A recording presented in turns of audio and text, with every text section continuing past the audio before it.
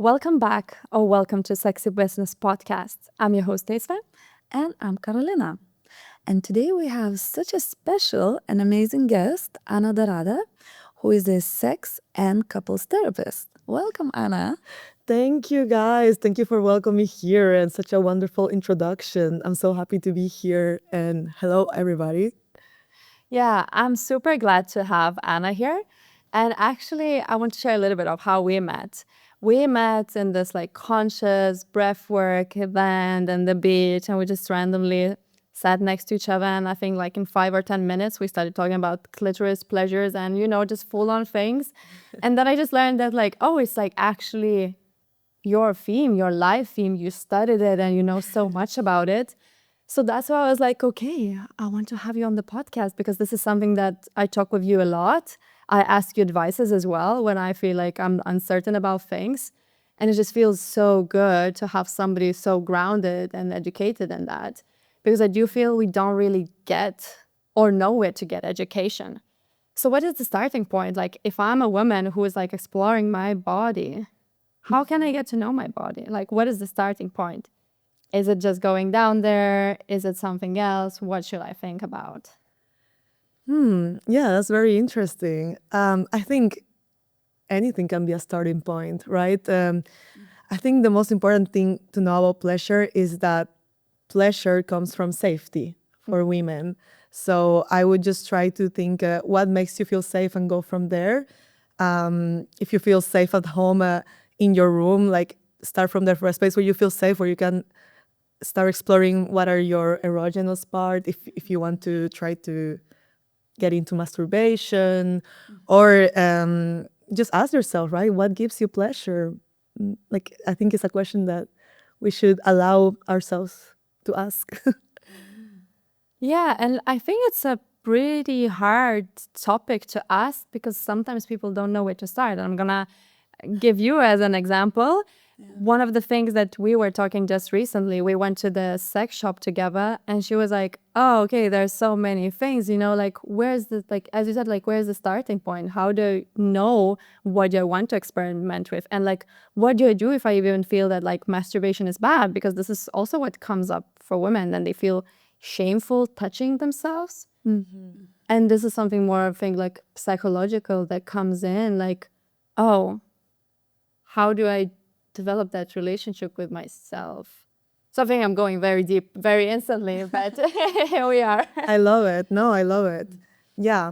Well, unfortunately, I agree. I believe a lot of women, most women, we have been raised to feel kind of shame or some fear, like about being sexual or about pleasure.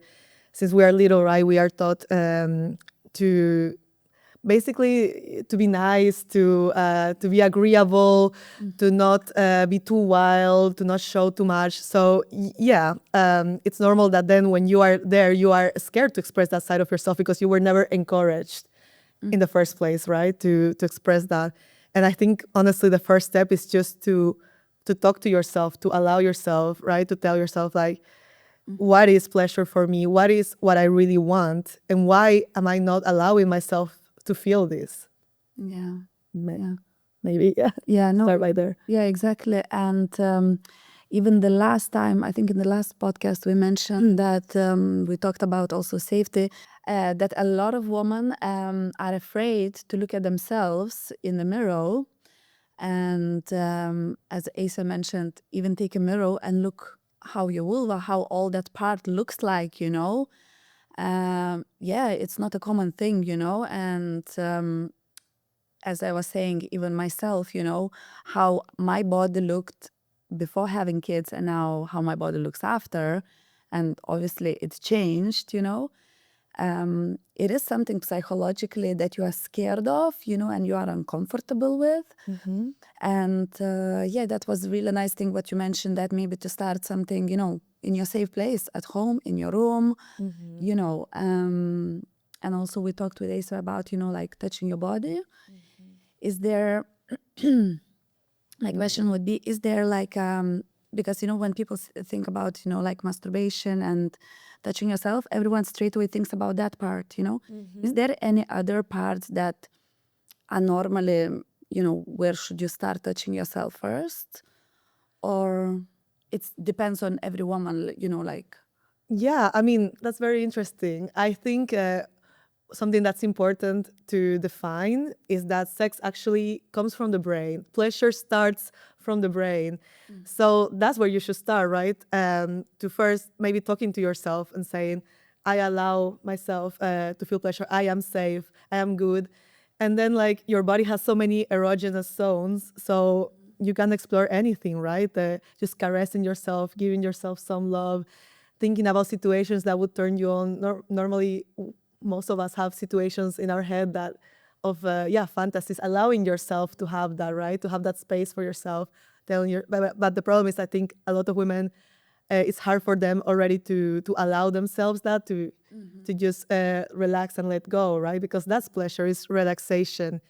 And I would think that comes with patience, being very patient with yourself, telling yourself like, this is gonna take some time, but I allow myself to take some time. Like you would talk to a kid, right? Like I allow you to take your time and to learn anything. Well, same with you. Like this is something that takes time to learn. So Wow, this is so take your beautiful. time. Yeah, I also think it's very, very beautiful what you said. Rather than just like rushing to whatever I'm trying to achieve and aim, but like giving that space and having patience is not my skill at all. So it's like, it's good to hear that. And my question to you, to both of you, is like, how did you guys start it? Like, what were your mental blocks or shame, or like, and what helped you with like, what educational parts did you took? If you looked at yourself like 10 years ago, however that was, and now like I feel like for me that changed a lot in 10 years, how I was back then exploring my body and like the level or depth I am now. So I'm kind of curious to hear your explorations and journeys. Definitely. Wow. Okay, so I'm gonna dip into my side first.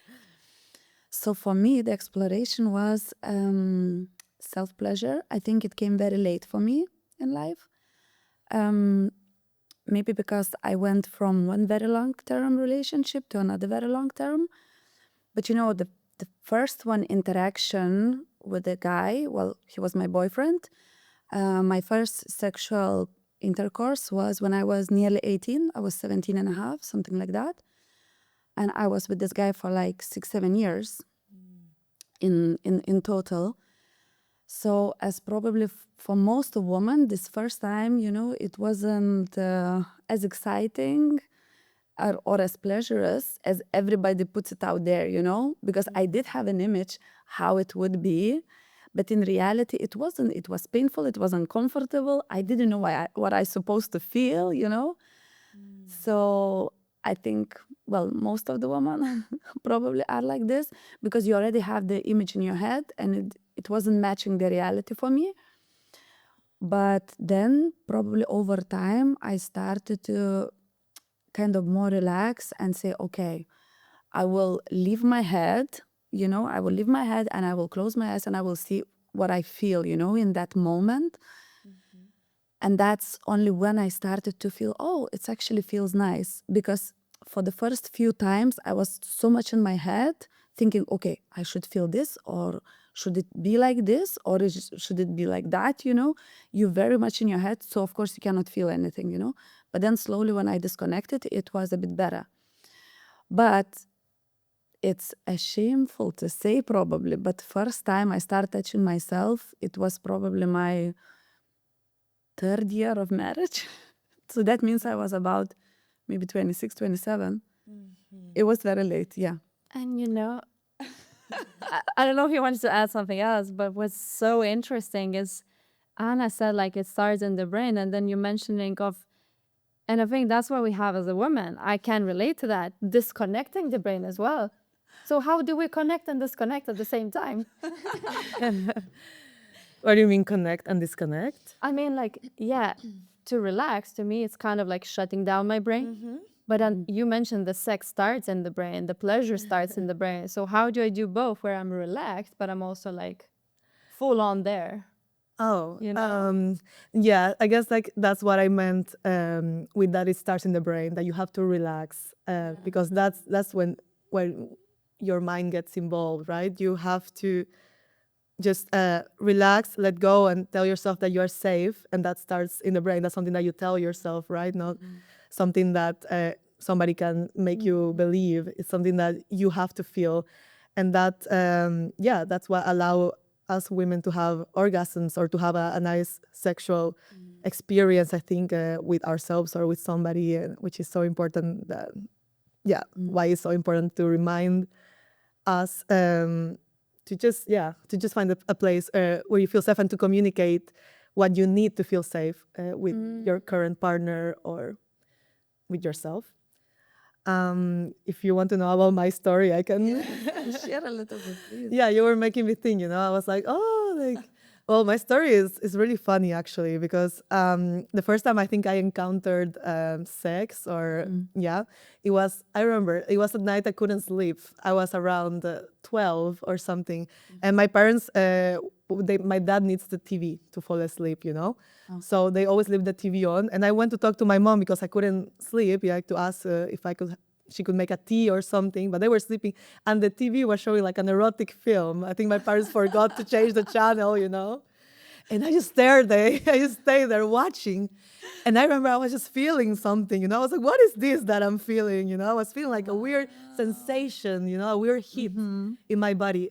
And I remember immediately after that, I felt so ashamed, so embarrassed. I was like, "What is this? No, no," like I couldn't stop watching. But I was like, "What is this?" So in the end, I went back to sleep. But I was just the next day, I was like, "What was that?"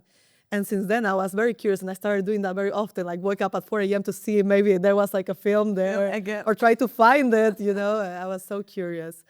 But yeah, like a lot of shame came with that, and myself as well. I didn't touch myself for the first time until I was 20 or something like that. Yes. Which is crazy, right? But I think that's the experience of most women. I would say, like they start a lot later than men because of this stigma. Yeah. I started early on, but then at some point, I don't know why I picked up that also it's a bad thing. But then so it was like kind of like the thing. But then it makes me think, like, yeah, the safe space, like where the shame comes from, probably it's very different for all of us. But then I think we as a women and also men, we're trying to find this like recipe of like, oh, which buttons do I press? So it's just like, I'm just there. And I'm just thinking, how many zones are there that we can explore? Not that we are trying to create the recipe to be turned on, but what I know that there are so many, like, what are the points? Where can we go to just to explore ourselves by ourselves in the safe space in our own bedrooms?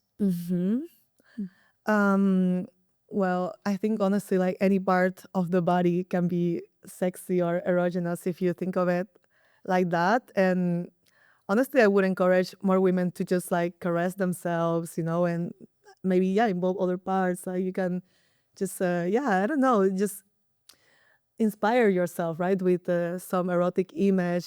Think, like, get yourself there, and then just see what comes naturally. Touching your arms, touching your face, touching your boobs, whatever comes naturally. And I think if you have a partner, that's also something beautiful to explore together. To say like, "Hey, I want you to touch me in different parts this time than what you usually do. I want to explore new parts together, right? And just please be patient with me. Let's take some time." I think what's also very beautiful for me is when I started sharing things with other females, I do believe that, like, because we talk that, like, oh, there's no education about it. But I'm like, okay, so what is the real education? And I was like, to me, at this point, it's more like I'm sharing what I tried, and then I'm hearing it from you. I'm hearing it for you. I'm like, oh, okay, and I'm gathering this information, and I feel this is a very good spot. What do you think is a good way if like I'm touching myself and I start feeling shame? Is there a way how to address it, or is best to like speak with one another and just embrace it that like, it's a completely normal thing? Like that I feel like that helps. Definitely. I think like for everything that has to do with feeling safe or any experience that you're new at, it's always good to meet somebody that's at the same journey, or somebody like you, like another woman that also wants to talk about it, right? Let's normalize it. Let's talk about it. It's very important. And about the sex education that you were saying, I think something that is really important to address as well is that nowadays, unfortunately, the biggest sex educator for children and everybody is porn. And yeah, I find that not the best first option, because they compare themselves to the videos and they don't look like that, or they don't know how to do that, or a lot of it, well, is just made for men, for like a male fantasy that is not necessarily the same fantasies that we have. Yeah, so I think it's really important to take more sex education in the schools, to read more about it, to talk with your girlfriends, yeah, to normalize that. Yeah, that's really an interesting point that you said, because I have a 13-year-old. Well, he will be 13-year-old, and obviously, he will go into this. And I always think, okay, how should I talk to him about it? And you are right, there is not much information except, as you said, porn. That's what people show. Okay, I found, let's say, a book. I started to look for some books, where they would kind of explain a little bit what's happening with the boy's body, then what's happening with the girl's body and stuff. But in terms of the education, it is lack of it. And it's very hard to direct a younger generation to find a correct image. Because as I mentioned to you of my first time, obviously I'm 39. So when I was younger, there wasn't so much internet stuff yet. Well, at least wasn't accessible for me in Lithuania. And I still had some ideas how everything should look like. And it wasn't matching what I was feeling for the first few times, So obviously right now, for me, I want to give my children, my teenager, for example, a more correct information, how everything is. Because if, as you say, if they're watching porn, like this is completely, like the woman don't look like this, the woman don't make maybe sounds, or I don't know, like position, like it's so completely out of the reality, to be honest, because it's like a movie, no? The porn industry, it's a movie. It's not education. And as you said, it's very much directed for men rather than women, because coming back to like the beginning of, okay, how the bodies are changing, even in the books that I found, let's say well, now it's getting better, but it's more for the boys, that there is going to be like wet dreams and that's going to happen this and that. For the woman, it's very little. It's just like a period. That's it, And it was very interesting because there was two books. One is for the boys, one is for the girls. So for the boys, it's all about more like a sexual thing. And for the girls, it's like period, cramps and things and stuff. And it's like, oh, where is the pleasure part, We're just made for pain. Yeah. Basically, that book is saying. Yeah, so this is very sad. And I'm interesting, are they started doing the something at schools? Because when I was younger, we did have a sexual education at school. But I remember for the boys was also more like about pleasure, about how to put the condom, how to have sex. And for the girls was like, okay, so you can use tampons, you can use pads. I was like, what is this? Is that a sexual education for the girls? I mean, is the world is improving? Like as an expert, like because you're saying it's like more like a studies and things that you go through. Is there an improvement of where to get a bit more information? Let's say if I don't want to show, like, as I said, porn for my child, but I want him to get more information into it, where to look for it even? So that's the question. Like you as a grown-up, you don't know where to look for information. So Exactly. where the kids Where will the goes. kids? Yeah. Is there something or is it not like? Yeah, of course. Yeah, there's yeah, that's a huge problem nowadays. That the problem is that parents don't know how to talk about it, or they also are embarrassed to talk about it because themselves they didn't have this sex education from their parents. So the problem is that they don't talk about it. So the kids actually, all that they learn is either from their peers or from porn. Well, usually from porn. And unfortunately, the age also that kids start with porn has lowered. Like on average, for now, it's like 9 years. And it's getting even, so I don't want to say, but probably your kid has already encountered it. I'm not saying that he watches it, but he has probably at least seen something from their friends, or which is a shame. I think it's like so young to be exposed to something like that. And I think, where parents can start is maybe to first try to talk to the kid, to say, like, we should talk about this, the most important things. But if you cannot do that, you can send the kid to either a psychologist, a sex educator. That's why it's so important, I think, that psychologists also have a degree maybe in sex education, because it can help with this. Or there's so many books nowadays that are made for this, or documentaries. I saw recently in Netflix there was one called Sex Explained, and it's covered like many basic things, so that's really good. I think the world is definitely improving, and we have to remove the stigma to talk about it, because I think the problem is that parents think, oh, if I talk about it with them, that's gonna make them that's like me saying, okay, go ahead, have a lot of sex. And no, it's like they're gonna watch porn anyways. They're gonna find out about it anyways. So maybe better to just compare what it is with reality, right? For them to have a proper education. You know what I remembered? Your story about like seeing it for the first time on the TV. And now I remember, like, my first exposure probably was also like when I was watching a movie with my parents. And I was also like, okay, there's this scene. But what I like about old movies now, when I watch really old movies, the sex scenes are so sensual. They're so passionate. So the way how I saw it, and I was at I remember I was like, okay, I was like, how do we act in this? But my parents were like super chill, like, yeah. I remember I commented something about it, about the shape of like the body or something. But like, yeah. And then now I just remember that I think at some point there was like a birthday of somebody friend, and like we were getting like a Kama Sutra book for them with my parents as a gift.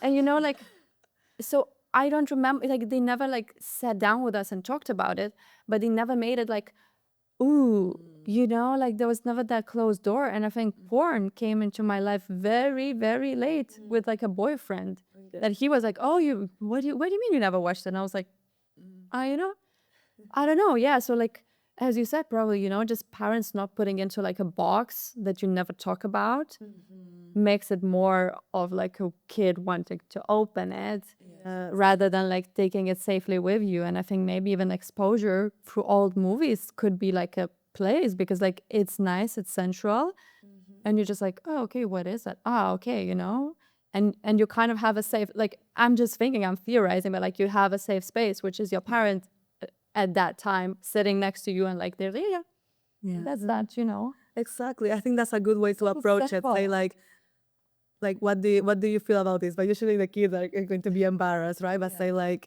we can talk about this, having an example that can help. And that made me think of what you said before about how the books were different in your school for women and men. Like that makes me think, what is the message, right? That we are sending, like, for women. It's like, we don't talk about it. And why? Because it's bad to talk about it. It's bad to learn about this. And that's the message, unfortunately, a lot of women we integrate since we are kids, that like, it's just dirty. It's just sin. Like if you're religious, like Latin America, it's like sinful. Yes. Yeah. And that's something that we bring with ourselves. If you didn't do therapy and you didn't heal all of that, that can bring a lot of shame. And you cannot even understand it. It's something unconscious. And I hear a lot of women talk about it. I really loved some quote that I read. There's this man writing the poetry, and he said, like, people say that, like, oh, it's shameful to talk about sex and God in one sentence. And he's like, the God is the one who created the nerves to feel everything. Yeah, all the deep pleasures. So I'm like, I feel the same, just like your earrings. Very special for today's podcast. Yes, the earrings that I brought show the clitoris. And exactly, I always say the same. I feel like if you believe in God or the universe, it has created the clitoris for a reason. It's part of our anatomy, and it's a gift for women. It was, I think, the universe way to say like you can have pleasure while still not getting pregnant, right? There's a clear message from your body that your body is not like sex is not only made to procreate, which is what a lot of people want to sell. Conservative people is like, no, like you literally have an organ that's only for pleasure, that is right there, and it doesn't make you pregnant, and you can enjoy it as much as you want. So yeah, please go explore it. It's never too late. Wow, that's so beautiful. Yeah. 8,000 nervous, nervous terminations, nerves in the clitoris, and it's a big one also. Like it's the size is from 9 to 12 centimeters, so it's like a big one. It's just there. Since it's inside, we don't pay attention to it, but it's so important, and it's really nice to connect with it. I think, just for confidence. For the Yeah. Yeah, so this is like clitoris is a very important topic, and I think it's very important to explore it by myself, but also explore it with a partner. And we're going to talk more about it in the next episode as well, how to talk in bed, what are the themes in bed. So stay tuned for that one. But just a few final notes, maybe from you as well. So the clitoris and exploration. So there's hand and there's so many other things. What would you do if you are in the seat and you're like, oh, okay, I'm a little bit shameful about the part. I want to feel pleasure. I'm a little bit scared. Like all of these stories. What would you start with? If you're with a partner. By yourself. So the partner we're going to talk in the next episode, but like by yourself, how would you explore your clitoris? Would you start it like just touching yourself? That's what we a little bit talked about. Would you bring toys into toys and or something else? Anything, right? Like honestly, like anything can help. Also, I feel like that's another thing. We have to take out the stigma of the toys, because the toys are a wonderful tool nowadays for many women to explore their pleasure. You can start with that if you don't feel like touching yourself. I mean, I will always encourage to touch yourself first. And again, to be very patient, because the problem is like a lot of women get frustrated that maybe like they hear from a guy that they touch themselves and then poof, it happened, and for them it's not the same. Well, yeah, it's gonna take some time. Put yourself in a nice sensual position where maybe you can put some candles, something that just makes your space feel good, and tell yourself, I'm gonna allow myself to have half an hour or this hour only for myself and only for my pleasure, and whatever comes out of it. No pressure of orgasm, no pressure of anything, just me trying to please myself, trying to give love to myself, right? I think, yeah. I hope that makes sense. I love it. Yeah. I love it. And I think it's a very good closing note. Just basically safe space, patience is a big one, and probably not really like going and naming for the orgasm itself, but like, oh, how many areas I can feel and how that feels in my body. Yeah. Thank you so much. It was a big pleasure having you. Yes. Oh my God, it was such an honor to be here. Thank you. I'm so happy to be part of this project. Amazing project. I want to encourage you guys, if you're listening to this, if you have any questions for us, for Ana, if you want us to have more conversations on the topic of sex, pleasure, areas around that, please comment below. We love to hear your insights. Also send us private messages if you don't feel like writing there in public. Thank you so much for being here. Like, subscribe, and we're going to see you in the next episode. Thank you.